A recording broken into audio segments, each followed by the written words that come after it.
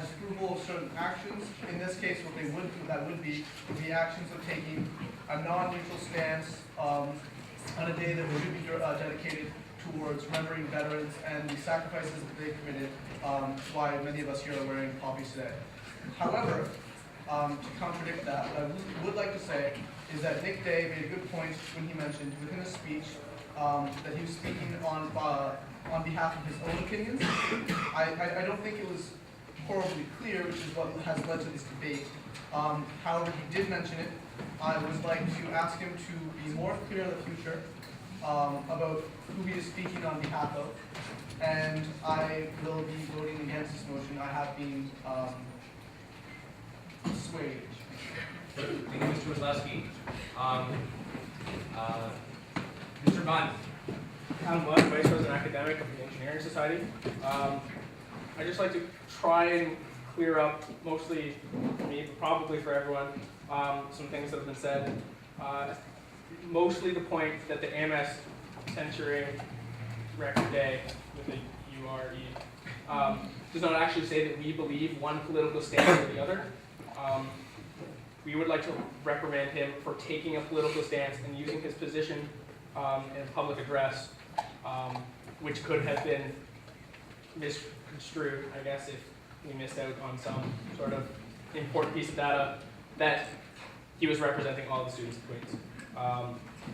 I don't think that it's saying that the AMS believes one way or the other. I think it's that we believe that a political stand should not have been taken. Thank you, Mr. Bunn. Mr. Drager. Thank you very much. Drawing on what's been said by a couple of people already, it's absolutely within the domain of the AMS to take a position on something within the school or beyond the bounds directly of the AMS. I would point to the decision a couple of years ago to take a stance on the role of Principal Hitchcock in the school, and how even though Principal Hitchcock is not responsible to the AMS in a direct sense, the principal was to the student body, just as the rector is intended to. To go back to another point that Rector Day brought up, he says that people were given an opportunity to respond in their outrage, so to speak. What he doesn't seem to understand, to me at least, is that his position of authority put him on a pedestal and allowed him to have a soapbox that they did not. So I'd like to ask this direct question. If you were not the rector, do you think Brian Yellen would have asked you to do this? Point of personal privilege, I am not able to know what Brian thinks or feels, so I can't answer that question. Do you think? That's why I asked. I'm not saying what does he think. I'm saying, do you think he would have asked you? Okay, I decline to answer that question. Okay, thank you, Mr. Day. Thank you, Mr. Drager. We're about half an hour after our last motion to extend the meeting. Second. Okay. Motion. So procedural motion, you know the drill. Motion to extend assembly by half an hour. All in favor? All opposed? Motion carries. We now have another half an hour. Ms. Mitchell. Victoria Mitchell, updated us. I just have a question. Who would be tasked with writing this, if this were to pass, who would be tasked with writing this censure? Whose job is that? Is it the motion or whoever? I'm going to let you respond after I say, but I'm pretty sure the motion itself is the censure. Is that correct? That's fine. That's it. Just the little, just what we're voting on. Sorry, if I can. Yeah, go ahead. The idea is just to adopt the motion itself as a statement of non. There you go. Staff Stevenson, member at large. As a member, while we've heard the motion, can we get it restated? Anyone can always ask me. That AMS Assembly, in order to preserve the political neutrality of Remembrance Day, formally censures Rector Nick Day for his disrespectful comments at the Remembrance Day ceremony in Grant Hall on November 11, 2010, moved by Mr. Drager, seconded by Mr. Bartley. At this time, I'm also going to remind everyone that we are at 80 minutes of debate. We have 10 minutes until we are forced to enter on this motion, not including Mr. Drager's closing statement. Courtney. My question's been Okay. Mr. Hartley. Ben Hartley, AMS Vice President of Operations. I just want to say quickly that I think this debate sort of reflects the short amount of time we've been given to consider it. I think, first of all, lots of points are good, but a lot of points have been a bit regurgitated. To me, it sort of seems like we're just arguing between two sides here, one versus the other. And assembly has been chosen to arbitrate. I think this is sort of a difficult venue to argue two ideas.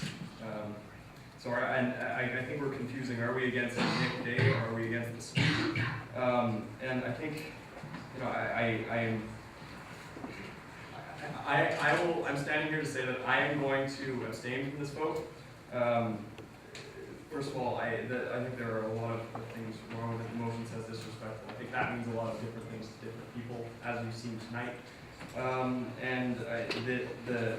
The link, again, I know this is really tasty, but the link to Yellen troubles me personally, as I think it's hard to, again, put words in his mouth or Harris's mouth as somebody that we've come to deeply respect. So just to say that I will be abstaining, but I do see sort of problems with how Okay, thank you, Mr. Hartley. Ms. Pritchard.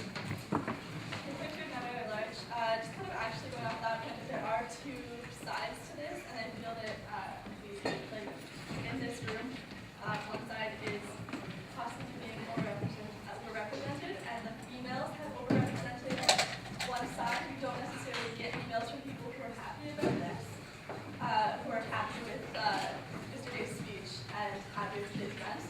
So if this is the response to the ambulance has against it, what will be tomorrow's response if you pass this motion and you get those angry emails?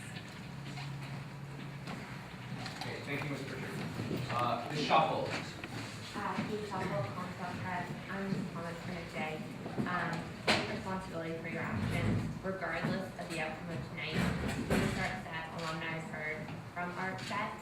So this is just my personal recommendation. Issue a statement of apology, something with clarification. I don't think verbally clarifying it in this room is enough. So that's just my personal take for, you know, actions that you can take outside this room.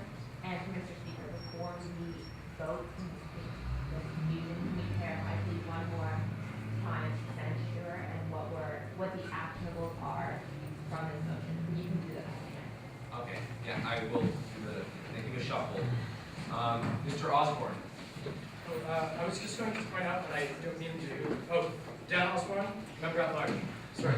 I just mean to point this out, and I'm not trying to attack the character of Mr. Day, but he does have some factual errors in his speech. He actually misquotes the rabbi rather significantly. I won't go into the details because I feel that would be overly politicizing the discussion, but he does leave up a good two clauses of a four-clause sentence. With that note, and it's in the middle